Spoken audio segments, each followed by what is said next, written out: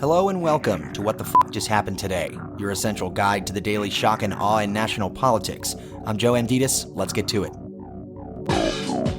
It's Tuesday, May 31st, 2022. Welcome to day 497.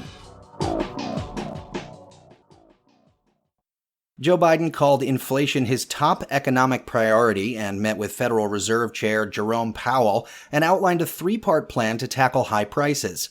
Biden said the Fed has a primary responsibility to control inflation and that he's, quote, not going to interfere with their critically important work, end quote.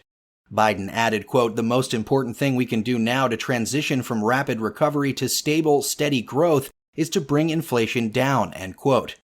The Federal Reserve is currently in the process of raising interest rates at the most aggressive pace since the 1980s in an attempt to cool demand and moderate price pressures. Moving on, a lawyer for Hillary Clinton's 2016 presidential campaign was found not guilty of lying to the FBI when he shared a tip about possible connections between Trump and Russia 2 months before the election.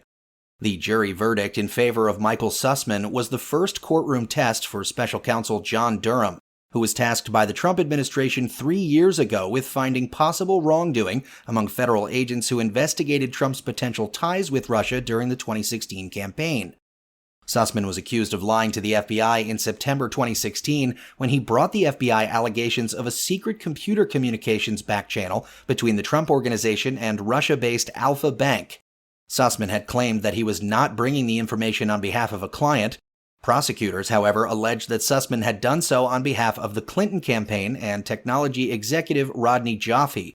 After deliberating for about 6 hours, jurors found Sussman not guilty. Meanwhile, the DOJ subpoenaed former Trump advisor Peter Navarro to appear before a grand jury as part of its probe into the January 6th insurrection. It is the first known instance of prosecutors seeking testimony from someone who worked in the Trump White House.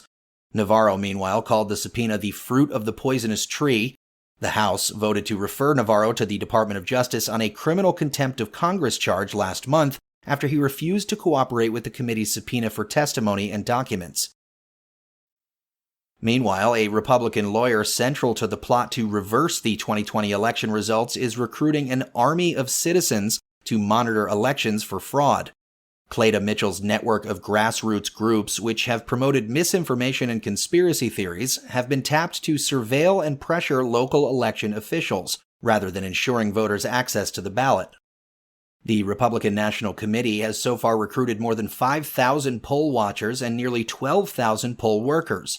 Federal investigators are looking at whether the Trump campaign played a role in the submission of false election certificates, issuing subpoenas related to the alternate electors in Georgia seeking communications with, quote, any member, employee, or agent of Donald J. Trump or any organization advocating in favor of the 2020 re-election of Donald J. Trump, end quote.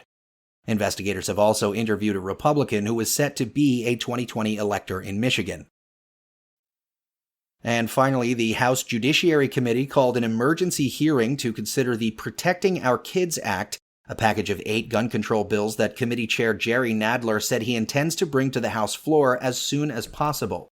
The omnibus package would increase the legal purchasing age for semi-automatic rifles from 18 years old to 21 years old, and it would ban the import, sale, manufacture, transfer, or possession of large-capacity magazines and establish requirements and criminal penalties to regulate the storage of firearms on residential premises. Even if the package passes in the House, it will still face a filibuster by Senate Republicans. At least 15 mass shootings have taken place across the United States since the shooting at an elementary school in Uvalde, Texas. And in the polls, Gallup says 14% of Americans rate economic conditions as either excellent or good, while 46% say they're poor, and another 39% who rate them as only fair. The Economic Confidence Index, meanwhile, dropped to negative 45 in May, down from negative 39 over the previous 2 months.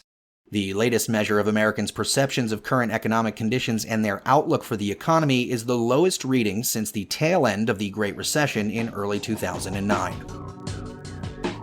That's all for now. You can find the links and sources for all of these stories on the main website.